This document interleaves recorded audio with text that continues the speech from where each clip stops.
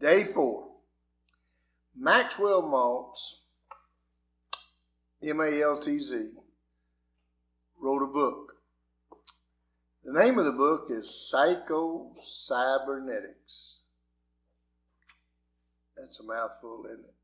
Psycho-Cybernetics. Psycho is a Greek word for mind. Cybernetics is steering of the mind. How do you see yourself, really? Well, it's a really interesting book. You need to read it. But Maltz was a plastic surgeon. And what Maltz learned, he learned from his failures, not his successes. See, he could take the ugliest duckling and make a beautiful swan. He could take that scar off your face and he could make that big nose and those big ears. He could do wondrous things with you. But there are some people that he made absolutely beautiful, and they still acted as if they were the same person. And what Maltz discovered was that there is an inner picture that is much more important than the outer.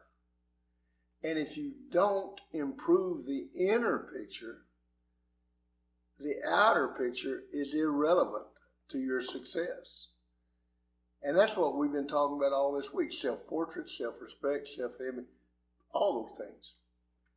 In his book, Psycho-Cybernetics, Maltz talks about a Major Naismith. Naismith was captured by the Vietnamese during the Vietnam War, put into a cell, and held there for years. When he was released and came home, one of the first things he did was he went to play golf on his home golf course where he had played before he went to Vietnam. He shot a 74 first day. Now, before he left for Vietnam, he had never broken 90.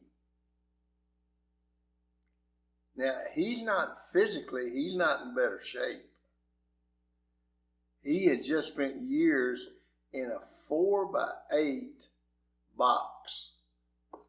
And nutrition is terrible, bread and water. So the question was asked to him, how can you shoot a 74? He said, well, I have played golf every day for the last 7 years. What? He said, every day I got up, and at first I thought I was going to go crazy because he said, so I decided I'd play golf. And so I visualized myself driving to the golf course, unloading the bag, going out to hole number 1, and I knew hole number 1, of course, and there was dew on the ground, and I put the tee in the ground, and I made the shot. I never missed a putt, never missed a shot. And when I got out there today, my body just did what it had been doing for 7 years. See now, if you got a notebook or something to write this in, write this down. The body cannot tell the difference between a real experience, actually doing it, and one that's vividly imagined. Vividly, I mean, making a picture. I taught this to a group of football players at Southeast Missouri University back in the late 70s. I had an offensive lineman named Boyd Paulsmeyer that was a good football player, but nothing outstanding. And I taught this, and I never thought they were listening, never paid any attention. And so he went home, came back for summer camp during 2-a-days, and the first day we're in pads, and one of the last things we do that day is we did a one-on-one drill. Offensive line versus defensive line, blood and guts. And defensively, they had a player that was the player of the year in our conference. Best defensive lineman maybe I ever personally coached or was around. I didn't actually coach him. Alex Clinton. So Boyd jumps up there and it's Boyd and Alex. And I'm thinking, good, we'll get this one over with. We're not going to win this one anyway. And then we'll get to the rest of the guys. Well, I'm not going to go through all the physical things of rolling the hips and explosion and all that. But he came off the ball and he pinned, put him on his back, Alex Clinton. Not a word, not a sound. I mean, it was just a, and in it, well, Alex must have slipped. And Alex said, let's go again. Boyd said, fine. Same thing 3 times in a row. So when the practice is over and we go inside, like any good, smart coach, I go over and sit beside Boyd as if I had something to do with it.